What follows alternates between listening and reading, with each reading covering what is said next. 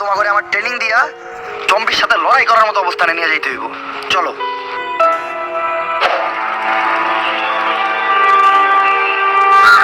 Agent, তুমি এগুলো কি করতেছো? আমার কাছে কিছু অ্যাক্সেসরিজ আছিল, ওগুলা দিয়ে কিছু হ্যান্ডমেড বন্দুক বানাইতাছি, কারণ জম্বিগুলোকে খালি হাতে বাইরে ওঠা সম্ভব না। ও আচ্ছা, দুনিয়া যখন স্বাভাবিক হইব তুমি আমার এরকম 2-4টা বন্দুক বানাই দিও। তোমার একটা পথ দিয়ে দিমুনে, আর তোমার থেকে কখনো চান্দাও নিমু না। তা ভাই, তোমার পথ কি? সহসভাপতি পদপ্রার্থীর ডাইনার। সামসা। এই এজেন্ট কামরুল, তুই সামনে গেলে কইলি খালি দিতে পাইছিস রে দেখা, তাহলে আজকে ছোট করে একটা পদ আমারও থাকতো।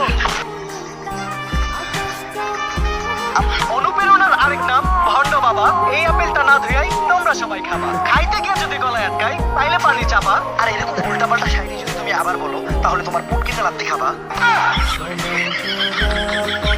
আমি এজেন্ট টম ক্রুজ, একজন লাইসেন্স প্রাপ্ত শুটার। তোরা আমার এইটুকু বিশ্বাস করলি না? বস, আমি আপনারা বিশ্বাস করি।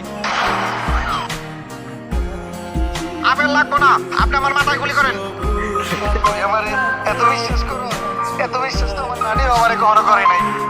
বস, আমি এইটা বিশ্বাস করি। বন্দুক যেহেতু আপনি বানাইছেন, এই বন্দুক দিয়ে গুলি বেরোবো না। তাই?